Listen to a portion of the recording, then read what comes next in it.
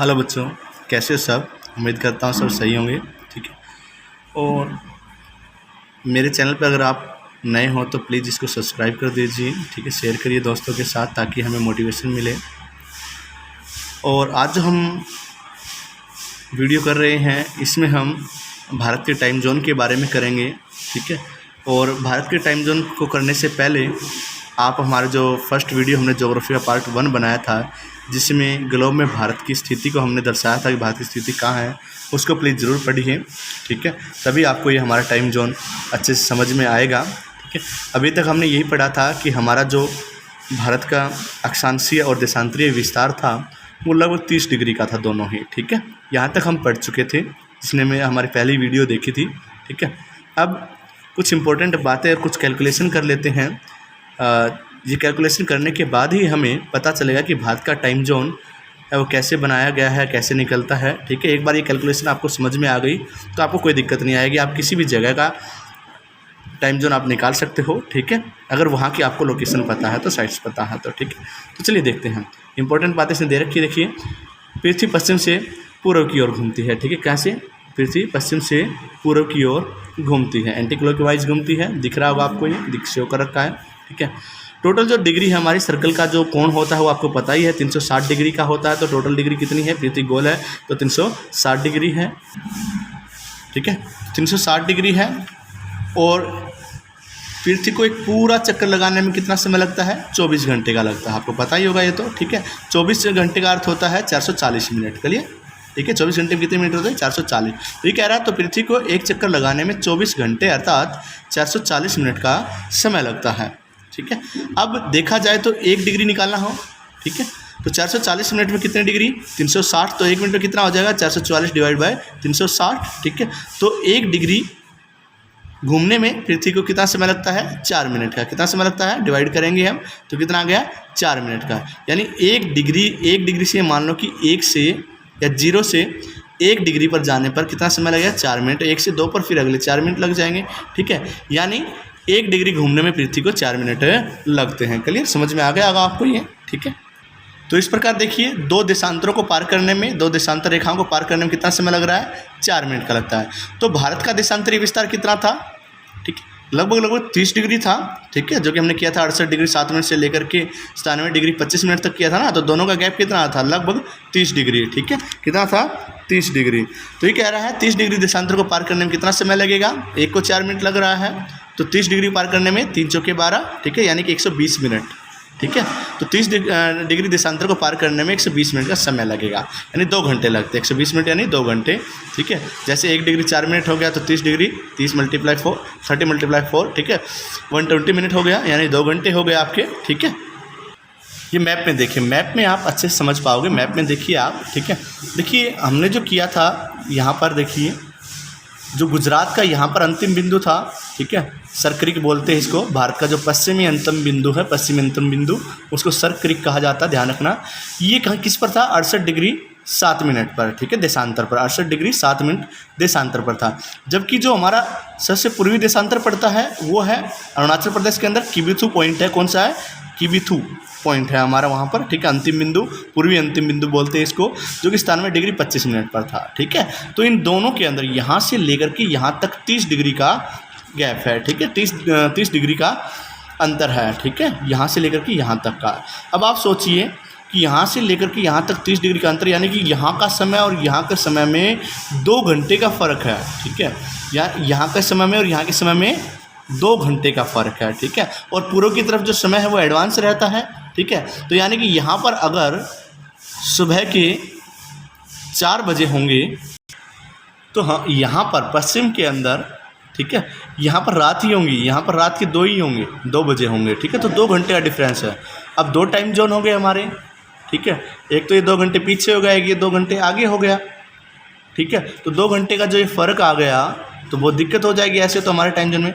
तो हमने क्या किया, इसका बीच का रास्ता निकाला। हमने क्या किया है, 82.5 डिग्री पर, कितना पर, 82.5 डिग्री पर हमने क्या किया है, बीच का रास्ता अपनाया। 82.5 डिग्री की रेखा को, ठीक है, यहाँ पर पड़ेगी लगभग 82.5 डिग्री की रेखा को हमने टाइम जोन माना, जो कि आपके उत्तर प्रदेश में नैनी गांव से मतलब वहाँ से गुजरती है, ठीक है। इसको हमने क्या माना है, टाइम जोन माना है, ताकि समय हमारा एक ही रह सके, एक टाइम जोन बन सके। तो आगे देखिए, इसमें यही कहना चाह रहा था ये, इस प्रकार गुजरात का समय अरुणाचल के समय से, अरुणाचल प्रदेश के समय से क्या है, 2 घंटे पीछे है गुजरात का समय, ठीक है, क्योंकि पूर्व का समय हमेशा क्या होता है, आगे होता है और पश्चिम का पीछे। इस प्रकार अरुणाचल से सूर्योदय 5 बजे होगा तो गुजरात में 7 बजे होगा, ठीक है। यानी वहाँ पर अगर 4 बजे होंगे तो यहाँ पर, ठीक है, कितना होगा, यानी पीछे है तो 2 घंटे पीछे हो जाएगा। यहाँ पर 4 होंगे तो वहाँ पर 2 होंगे, ठीक है। यहाँ पर सूर्योदय 5 बजे होगा तो यहाँ पर 7 बजे जाकर के सूर्योदय होगा। क्लियर ये?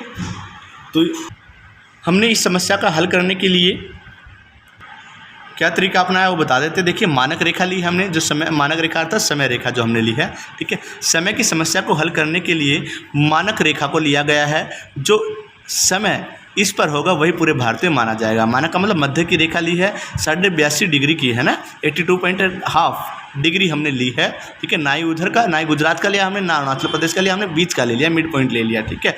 तो यहीं से हमें समय लिया है, ठीक है। भारत की जो मानक रेखा इसने बता ही रखा है, 82 डिग्री 82.5 कह लो, ठीक है, 82.5 कह लो, ठीक है, डिग्री पूर्वी देशांतर पे लिया गया है, ठीक है। यह रेखा कहाँ से जाती है, यह रेखा उत्तर प्रदेश के इलाहाबाद के नैनी से निकलती है हमारे, ठीक है। कहाँ से, उत्तर प्रदेश के इलाहाबाद के नैनी से। क्लियर? इसके बाद देखिए, 82.5 की को ही मानक रेखा इसलिए माना है क्योंकि 82.5 डिग्री 68 और 97 के बीच में आती है। 68 डिग्री और जो हमारी 97 डिग्री थी, जो कि हमारा देशांतरी विस्तार था, उसके बीच में पड़ता है, ठीक है। मानक रेखा 5 राज्यों से निकलती है हमारे, ठीक है। किस किस से, ध्यान रखना, इंपॉर्टेंट फैक्ट्स है ये, ठीक है। 5 रेखा से, या जो मानक रेखा है वो 5 राज्यों से हमारी जाती है। कौन से? एक तो उत्तर प्रदेश हो गया, ठीक है, जहाँ की इलाहाबाद की नैनी से निकलती है।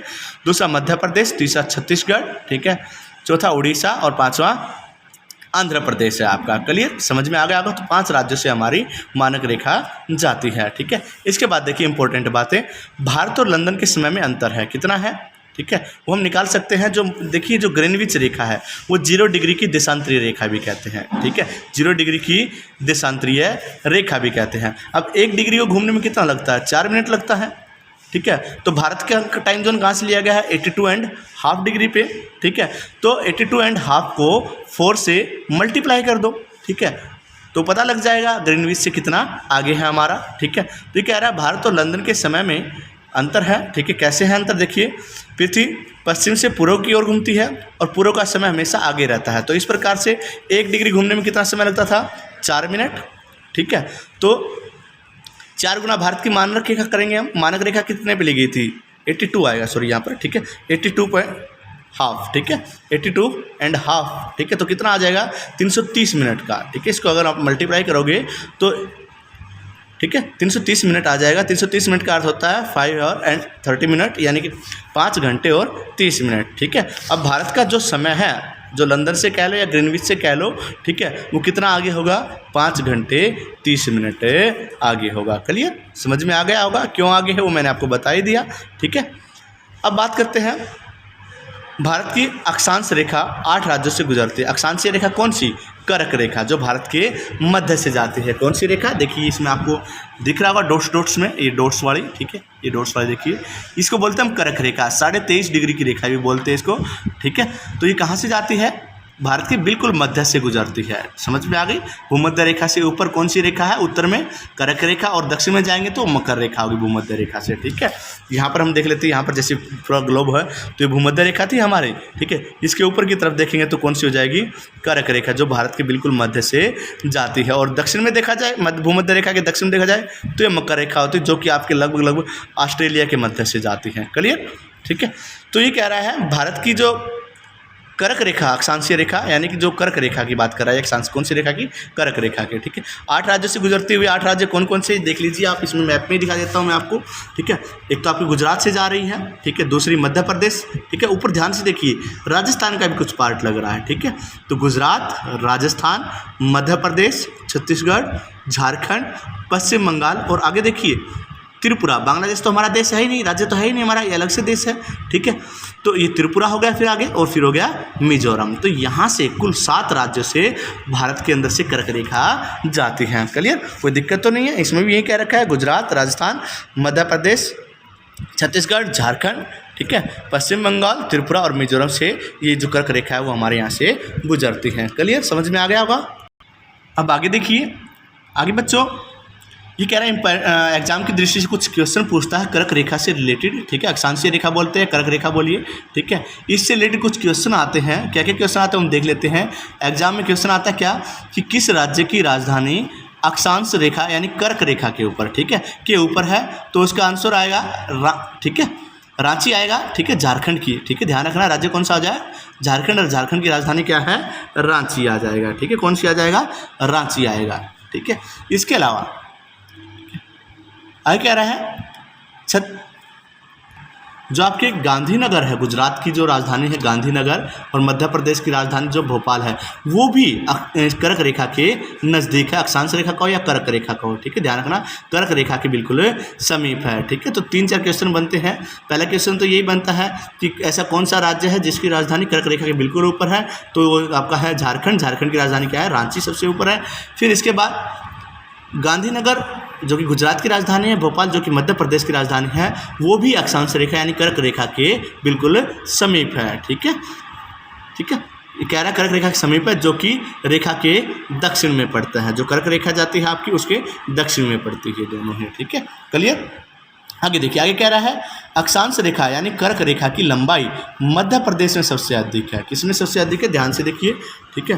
कर्क रेखा की लंबाई, ठीक है, गुजरात में ये रही, अब मध्य प्रदेश देखिए बिल्कुल बीचों बीच जा रही, तो मध्य प्रदेश में सबसे अधिक है। आपसे क्वेश्चन पूछ सकता है कि किस राज्य, भारत के किस राज्य में सबसे अधिक कर्क रेखा गुजरती है, सबसे अधिक लंबाई कर्क रेखा की गुजरती है, तो किससे, मध्य प्रदेश से, ठीक है। इसके अलावा आगे देखिए, तो ये थे आपका कर्क रेखा के बारे में, ठीक है। आज हम इतना ही पढ़ लेते हैं।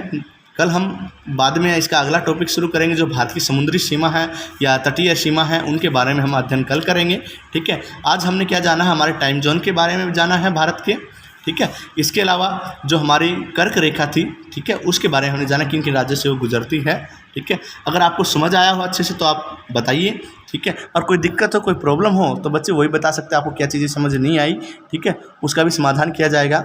और चैनल को प्लीज़ सब्सक्राइब करिए हमारे चैनल को, ठीक है। और ये जो वीडियो आज मैंने बनाई है, इसको तभी समझ में आएगी जब आप इसका फर्स्ट पार्ट देखेंगे, ठीक है। जो हमने फर्स्ट वीडियो डाली थी, ठीक है, जिसमें भारत की आकार और स्थिति दर्शाई गई थी, भारत का आकार कितना था, ठीक है, और भारत की लोकेशन कहाँ थी वर्ल्ड के मैप में, वो हमने किया था, ठीक है। तो वो वीडियो आप ज़रूर देखिए, ठीक है, तभी आपको ये अच्छे से समझ में आएगी, ठीक है। मेरे चैनल को सब्सक्राइब करिए, लाइक ज़रूर करिए, शेयर ज़रूर करिए, ठीक है। आपका मोटिवेशन हमें मिलता रहेगा, ठीक है। तो आज के लिए इतना ही।